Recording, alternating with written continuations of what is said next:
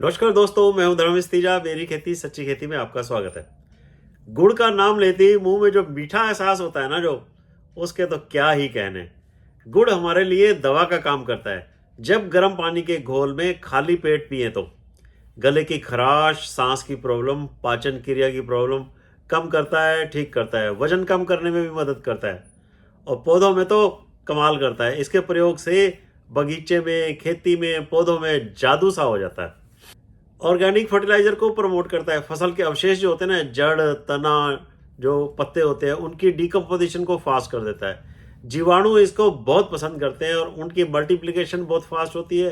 पौधों के लिए एक फर्टिलाइजर का काम करता है। आज की वीडियो में हम गुड़ के बारे में ही डिस्कस करेंगे।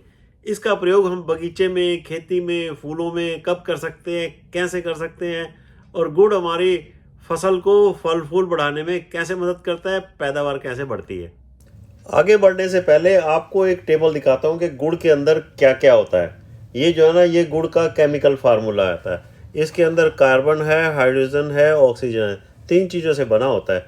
और ये कार्बन कितना होता है? कार्बन 12 होती है, हाइड्रोजन 22 होती है और ऑक्सीजन 11 होती है। और जो ग्लूकोज होता है, ग्लूकोज के अंदर कार्बन 6 होती है, हाइड्रोजन 12 होती है, ऑक्सीजन 6 होती है। तो ग्लूकोज जो होता है ना, जो पौधे जो कार्बोहाइड्रेट बनाते हैं, वो ये फार्मूला होता है। और जो गुड़ के अंदर जो होता है, वो ये फार्मूला होता है। आप देखो गुड़ के अंदर क्या होता है। जो कार्बोहाइड्रेट होते हैं ना, 83 से लेकर 95% होते हैं, जिसके अंदर 72 से 80% सुक्रोज, मतलब कि चीनी, शुगर होती है। और रिड्यूसिंग शुगर 6 से 14% होती है। ठीक है जी। और बाकी इसके अंदर जो मिनरल्स होते हैं वो 0.6 से 2.6% होते हैं। कौन कौन से मिनरल्स होते हैं? कैल्शियम है, क्लोराइड है, phosphorus, potassium, sodium, iron, magnesium, copper, cobalt, निकल, मोलिब्डेनम। देखो जी, इतने सारे तो ये मिनरल्स हैं। तो एक अच्छा सोर्स है हमारे लिए भी और पौधों के लिए भी इन सारे मिनरल्स का। प्रोटीन भी है इसके अंदर 0.3 से 0.4% तक। कुछ विटामिन भी हैं, ये मिलीग्राम पर 100 ग्राम में, ये ppm में है। पौधे फोटोसिंथेसिस से जो कार्बोहाइड्रेट पत्तों में बनाते हैं, वो ग्लूकोज फॉर्म में बनते हैं। जो उस कार्बोहाइड्रेट को उस बढ़वार में, फुटाव में प्रयोग करते हैं, पौधे बड़े होते हैं। बाद में जो है फल फ्रूट भी बनते हैं, अनाज बनता है। तो यहाँ पर आपके मन में ये सवाल उठ रहा होगा कि अगर बाहर से पौधों को कार्बोहाइड्रेट दे दिए जाएं तो बढ़वार, फुटाव, हरियाली की क्रिया ज़्यादा और जल्दी हो सकती है। पौधे जल्दी बड़े हो सकते हैं। एक बात आप सबको पता है कि गुड़ का प्रयोग हम जीवाणुओं को मल्टीप्लाई करने के लिए करते हैं।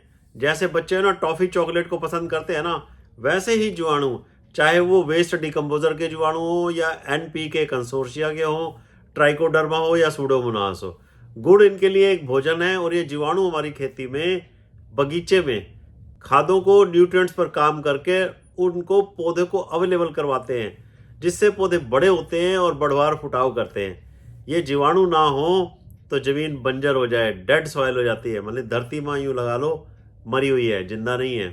ऐसा भी कहते हैं कि आप लस्सी, छाछ ले लो, या ताज़ा दूध ले लो, या वर्मी वाश या देसी गाय का मूत्र ले लो। 2 लीटर में 200 ग्राम गुड़ मिलाकर उस घोल से आप 2 क्विंटल गेहूं के बीज को उपचारित कर सकते हो।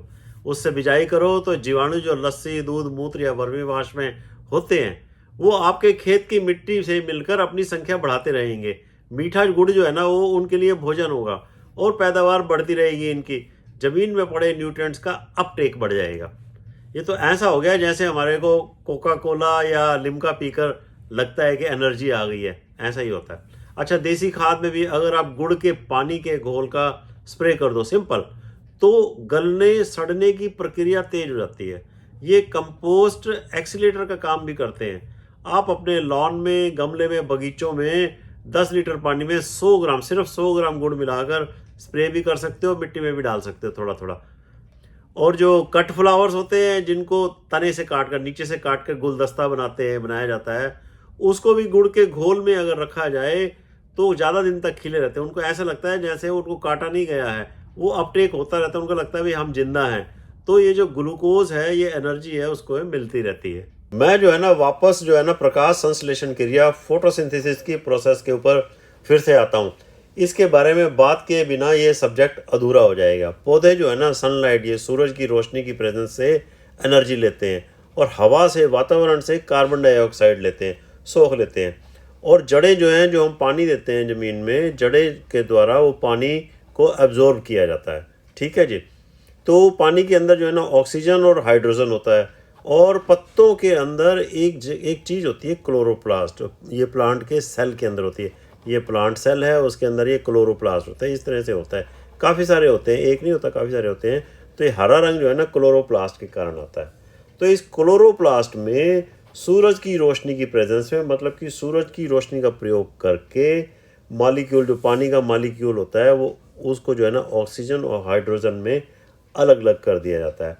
अब ये जो अलग हुई हाइड्रोजन है, यहाँ पर ये हाइड्रोजन है, नीला रंग जो है, हाइड्रोजन जो है वो कार्बन डाइऑक्साइड जो वातावरण से ली थी, यहाँ पर ली थी। तो हाइड्रोजन और कार्बन डाइऑक्साइड मिलकर यहाँ पर कार्बोहाइड्रेट बनाते हैं। कार्बोहाइड्रेट बनाते हैं तो बचा क्या, यहाँ पर ऑक्सीजन। तो ये कार्बोहाइड्रेट तो पत्तों में जमा हो जाते हैं और ऑक्सीजन जो बचती है ये बाहर निकल जाती है, जिसको हम सांस लेते हैं। तो एक साइकिल चलता रहता है। तो यहाँ पर जो है ना कार्बोहाइड्रेट पत्तों में इस तरह से जमा होते हैं। इस क्रिया को प्रकाश संश्लेषण क्रिया कहते हैं। यहाँ तक ये क्लियर हो गया कि पौधों में भी कार्बोहाइड्रेट्स होते हैं और गुड़ में भी कार्बोहाइड्रेट्स होते हैं। जो कार्बोहाइड्रेट्स पौधों में इकट्ठे होते हैं, जब सूरज की रोशनी कम होती है, धुंध होता है, कोहरा होता है, बादल होता है, तो उस समय पौधे इस कार्बोहाइड्रेट वाली एनर्जी को अपने लिए प्रयोग करते हैं, बढ़वार के लिए प्रयोग करते हैं, बीमारी, कीट, इन्फेक्शन के समय प्रयोग करते हैं।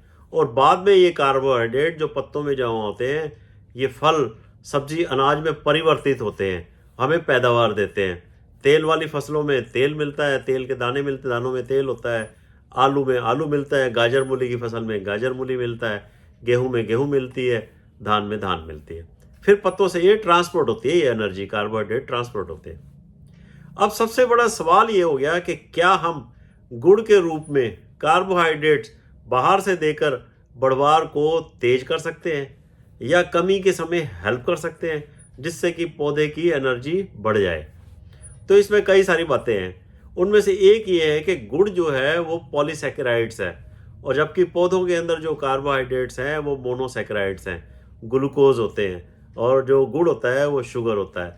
तो गुड़ वाले कंपाउंड जो होते हैं ना, जो बाद में ग्लूकोज बनाना आसान नहीं होता पौधों के लिए, तो पौधे उसको आसानी से नहीं ले पाते। अगर पौधा पहले से ही स्वस्थ है, उसका अपना ग्लूकोज लेवल स्टोर फुल है, तो उसमें फोटोसिंथेसिस जो उसने बनाया हुआ है, तो इस सिचुएशन में अगर आप गुड़ का घोल डायरेक्ट जमीन में डाल भी देते हो, तो पौधे की जड़ें इसको इस रूप में एज ए फर्टिलाइजर लेने से परहेज करती हैं, मना करती हैं।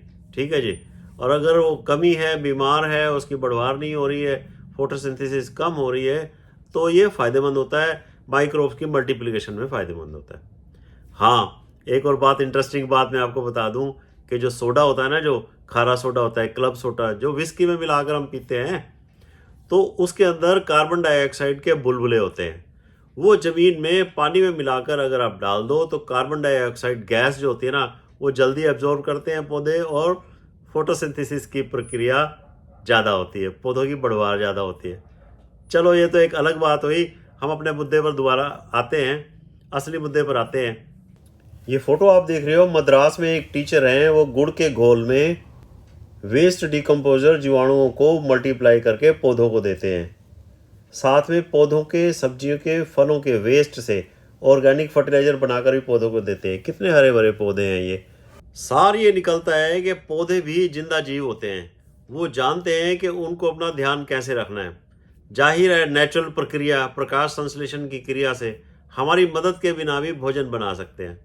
सीधा गुड़ का घोल ना डाला जाए, बल्कि माइक्रोब्स में अंदर डाला जाए, उनको मल्टीप्लाई करके फिर खेत में दिया जाए माइक्रोब्स, और जिन जरूरी तत्वों को जरूरी मात्रा में दिया जाए, तो हवा, पानी, सूर्य के प्रकाश के साथ साथ सारे तत्व पौधे को मिल जाएंगे। परमात्मा की कृपा से खुद फल फूल सकते हैं पौधे, और हमें और हमारे परिवार का भी भरण पोषण कर सकते हैं।